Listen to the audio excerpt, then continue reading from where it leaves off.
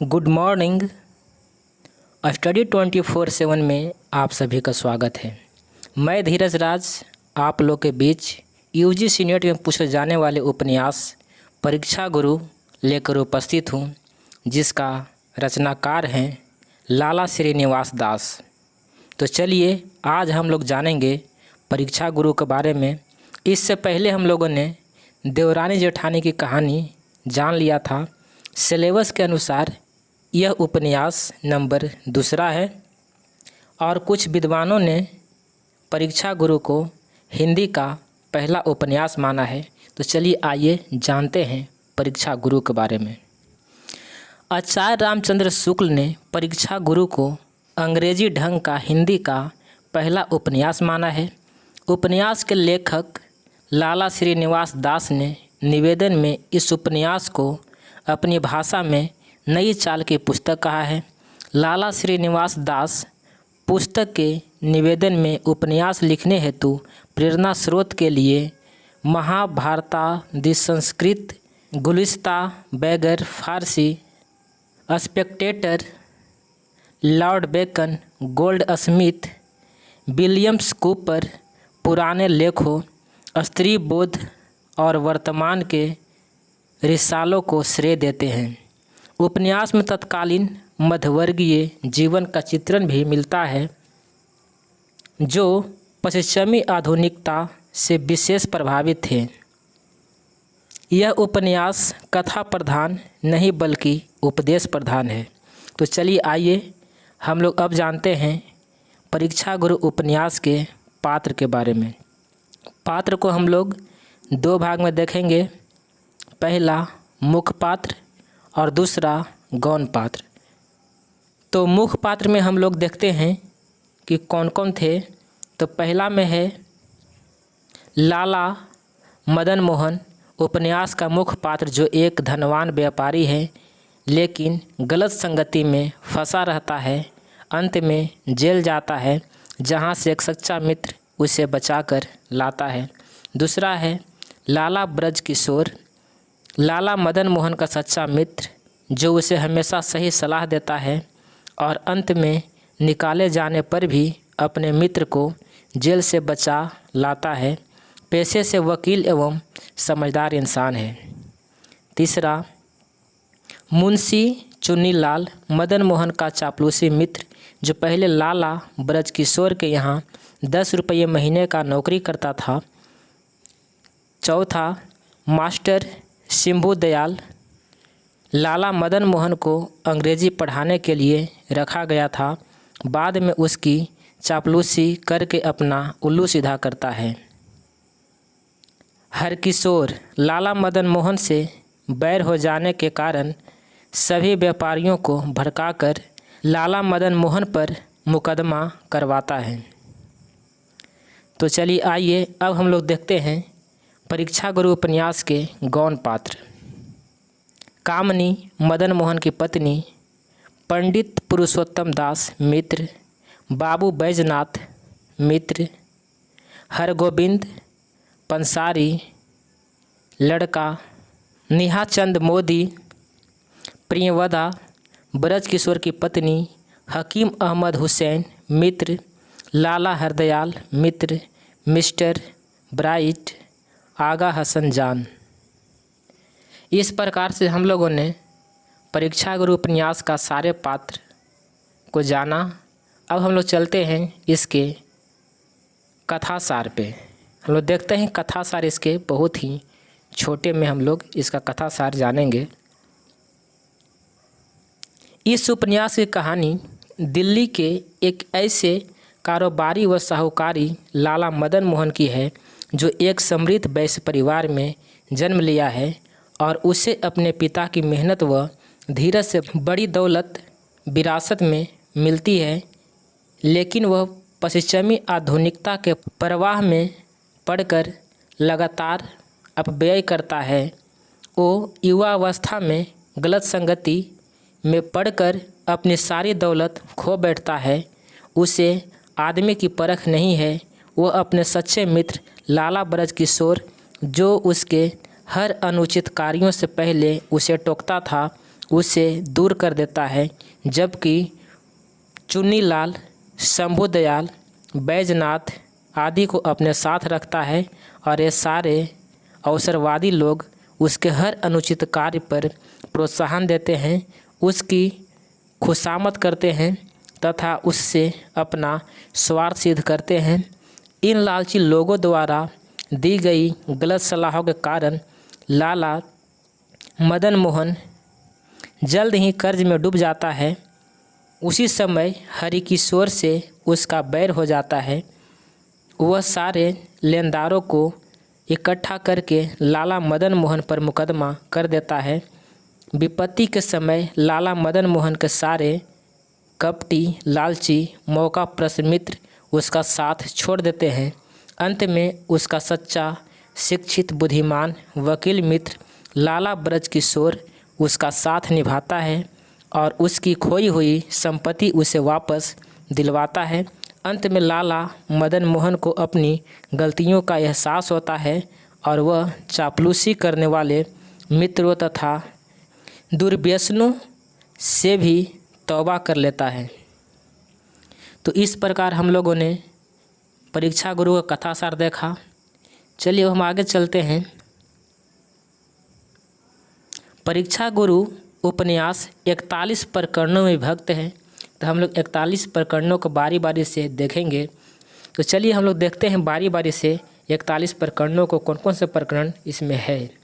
इसमें सबसे पहले दिया गया है सौदागर की दुकान, अकाल में अधिक मास, संगति का फल, मित्र मिलाप, विषयासक्त, भले बुरे की पहचान, सावधानी, सब में हाँ, सभासद, प्रबंध, इंतजाम,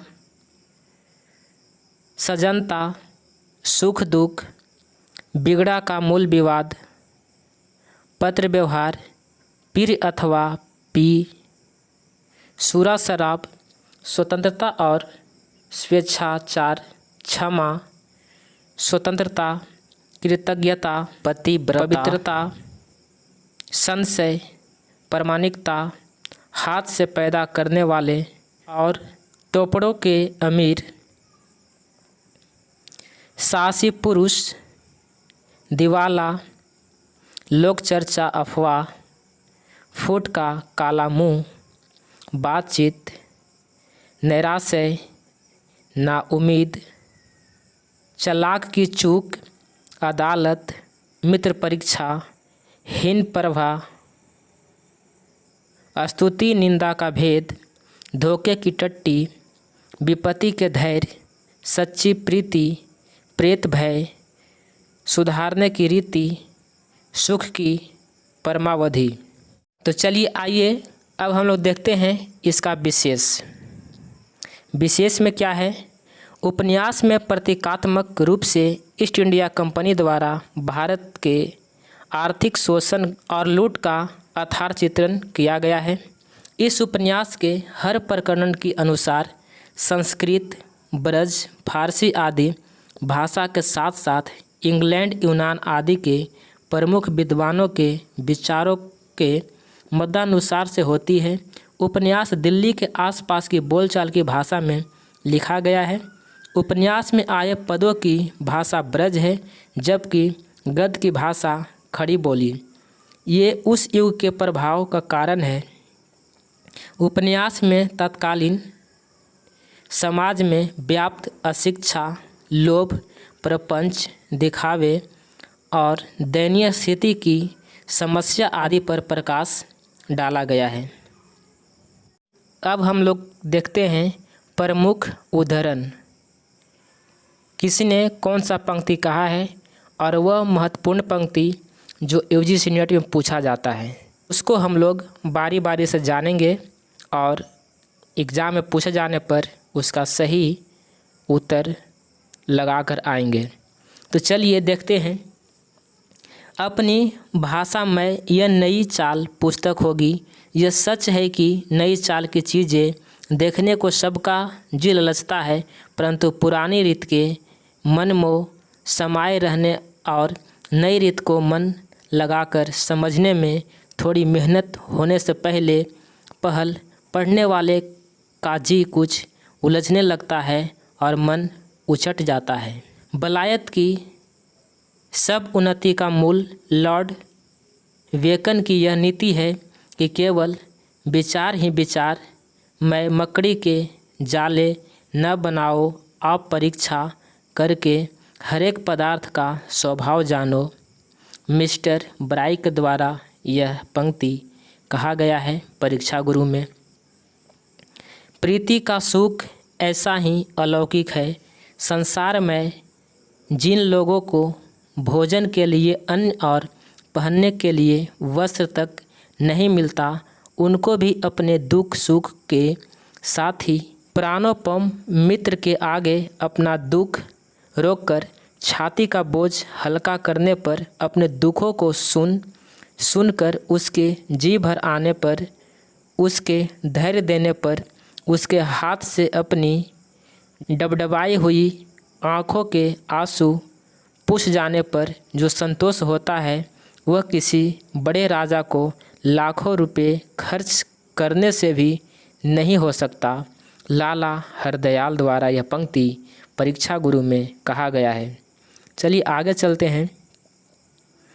परोपकार की इच्छा ही अत्यंत उपकारी है, परंतु हद से आगे बढ़ने पर वह भी फिजूल खर्ची समझी जाएगी और अपने कुटुंब परिवार आदि का सुख नष्ट हो जाएगा।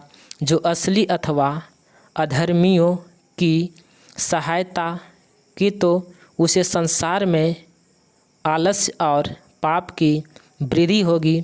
इसी तरह कृपात्र में भक्ति होने से लोक परलोक दोनों नष्ट हो जाएंगे। न्यायपरता अद्यपि सब वृत्तियों को समान रखने वाली है, परंतु इसकी अधिकता सभी मनुष्य के स्वभाव में मिलनसारी नहीं रहती, क्षमा नहीं रहती। यह पंक्ति लाला ब्रजकिशोर के द्वारा परीक्षा गुरु में कहा गया है। हिंदुस्तान की भूमि में ईश्वर की कृपा से उन्नति करने के लायक सब सामान बहुतायत से मौजूद है। केवल नदियों के पानी ही से बहुत तरह की कलें चल सकती है, परंतु हाथ हिलाए बिना अपने आप ग्रास मुख में नहीं जाता। नई नई युक्तियों का प्रयोग किए बिना काम नहीं चलता। लाला ब्रजकिशोर के द्वारा यह पंक्ति कहा गया है। देश की अवनति का आधार वहाँ के निवासियों की प्रकृति पर है। सब देशों में सावधान और असावधान मनुष्य रहते हैं, परंतु जिस देश के बहुत मनुष्य सावधान और उद्योगी होते हैं, उसकी उन्नति होती जाती है, और जिस देश में असावधान और कमकस विशेष होती है, उसकी अवनति होती जाती है। हिंदुस्तान में इस समय और देशों की अपेक्षा सच्चे सावधान बहुत कम है, और जो हैं वे द्रव्य की असंगति है अथवा द्रव्यवानों की अज्ञानता से अथवा उपयोगी पदार्थ की अप्राप्ति से अथवा नई नई युक्तियों के अनुसार करने की कठिनाइयों से निरर्थक से हो रहे हैं, और इन्हीं सावधानता बन के फूलों की तरह कुछ उपयोग किए बिना प्रथा नष्ट हो जाती है। परंतु हिंदुस्तान में इस समय कोई सावधान न हो, यह बात हरगिज नहीं है। लाला ब्रजकिशोर द्वारा यह पंक्ति कहा गया है। चलिए आगे चलते हैं। मनुष्य जिस बात को मन से चाहता है, उसका पूरा होना ही सुख का कारण है, और उसमें हर्ज पड़ने ही से दुख होता है। मास्टर शंभू दयाल द्वारा यह पंक्ति कहा गया है। आप लोग इस PDF में देख रहे होंगे कि कई सारे शब्द गलत लिखे हैं। ये गलत नहीं लिखे हैं, यह दिल्ली भाषा का प्रभाव इस उपन्यास पर रहा है। तो दिल्ली भाषा का शब्द इसमें ज्यों का त्यों लिखा गया है। क्योंकि डायलॉग किसी का चेंज नहीं हो सकता है। तो चलिए आगे चलते हैं। हिंदुस्तान की उन्नति नहीं होती, विद्याभ्यास के गुण कोई नहीं जानता, अखबारों की कदर कोई नहीं करता, अखबार जारी करने वाले को नफ़े के बदले नुकसान उठाना पड़ता है। हम लोग अपना दिमाग खिपाकर देश की उन्नति के लिए आर्टिकल लिखते हैं, परंतु अपने देश के लोग उसकी तरफ आँख उठाकर भी नहीं देखते। चलिए आगे चलते हैं। ईश्वर ने मनुष्यों को स्वतंत्र बनाया है, पर स्वेच्छाचारी नहीं बनाया, क्योंकि उसको प्रकृति ने नियमों और अदल बदल करने की कुछ शक्ति नहीं दी गई। लाला ब्रज किशोर के द्वारा ये पंक्ति कहा गया है। वर्तमान समय के अनुसार सबके फायदे की बातों पर सत्य, शास्त्र और शिष्टाचार की एकता से बर्ताव करना सच्ची स्वतंत्रता है। लाला ब्रज किशोर के द्वारा ये पंक्ति कहा गया है। दंड का प्रयोजन किसी अपराधी से बदला लेने का नहीं है, बल्कि आगे के लिए और अपराधों से लोगों को बचाने का है। मास्टर शंभू दयाल द्वारा यह पंक्ति परीक्षा गुरु में कहा गया है। आदमी की पहचान जाहिरी बातों से नहीं होती, उसके बर्तावों से होती है। लाला ब्रज किशोर के द्वारा यह पंक्ति कहा गया है। मनुष्य को जलन उस मौके पर हुआ करती है जब वह आप उस लायक न हो, परंतु तुमको जो बड़ाई बड़े परिश्रम से मिली है वह ईश्वर की कृपा से मुझको बेमेहनत मिल रही है, फिर मुझको जलन क्यों हो। तुम्हारी तरह खुशामद करके मदन मोहन से मेल किया चाहता तो मैं सहज में कर लेता, परंतु मैं आप यह चाल पसंद न की तो आपकी इच्छा से छोड़ी हुई बातों के लिए मुझको जलन क्यों हो। जलन की वृत्ति परमेश्वर ने मनुष्य को इसलिए दी है कि वह अपने से ऊंची पदवी के लोगों को देखकर उचित रीति से अपनी उन्नति का उद्योग करे। लाला ब्रज किशोर के द्वारा यह पंक्ति कहा गया है। एक प्रामाणिक मनुष्य परमेश्वर की सर्वोत्कृष्ट रचना है। मनुष्य के मन के विचार न सुधरे तो पढ़ने लिखने से क्या लाभ हुआ। लाला ब्रज किशोर के द्वारा यह कहा गया है। सावधानी आदमी की दृढ़ बुद्धि को कहते हैं। अफवाह वह भयंकर वस्तु है जिससे बहुत से निर्दोष दूषित बन जाते हैं। हिंदुस्तानियों में अब तक विधा का व्यसन नहीं है, समय की कदर नहीं है, भले बुरे कामों की पूरी पहचान नहीं है। इसी से यहाँ के निवासी अपना बहुत समय औरों के निज की बातों पर हाशिया लगाने में और इधर उधर जटल हाँकने में खो देते हैं, जिससे तरह तरह की अफवाहें पैदा होती है और भले मानसों की झूठी निंदा अफवाही जहरी पवन में मिलकर उनके सुश को धुंधला करती है। लाला ब्रज किशोर के द्वारा यह पंक्ति कहा गया है। आगे चलते हैं। आदतकी यह सामर्थ्य है कि वह मनुष्य की इच्छा न होने पर भी अपनी इच्छानुसार काम करा लेती है। धोखा देकर मन पर अधिकार कर लेती है। मनुष्य के चित्त से बढ़कर कोई वस्तु कोमल और कठोर नहीं है। लाला ब्रज किशोर के द्वारा यह पंक्ति कहा गया है। किसी मनुष्य की रीति भांति सुधरे बिना उसे आगे को काम नहीं लिया जा सकता, परंतु जिन लोगों का सुधारना अपने बूते से बाहर हो उसे काम काज संबंध न रखना ही अच्छा है। और जब किसी मनुष्य से ऐसा संबंध न रखा जाए तो उसके सुधारने का बोझ सर्वशक्तिमान परमेश्वर अथवा राज्याधिकारियों पर समझकर उसे द्वेष और बैर रखने के बदले उसकी हीन दशा पर करुणा और दया रखनी सज्जनों को विशेष शोभित करती है। लाला ब्रजकिशोर के द्वारा परीक्षा गुरु में यह पंक्ति कहा गया है। इस प्रकार हम लोगों ने आज परीक्षा गुरु को भी समाप्त किया।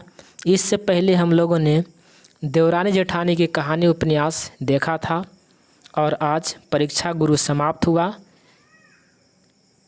आप लोग के बीच अगला उपन्यास हम लोग देखेंगे प्रेमचंद्र की महत्वपूर्ण उपन्यास, जिससे आप लोग भली भांति परिचित होंगे, जिसका नाम है गोदान। तो हम लोग अगले क्लास में देखेंगे गोदान। आप सभी को बहुत बहुत धन्यवाद। आज के लिए इतना ही, मिलते हैं अगले क्लास में।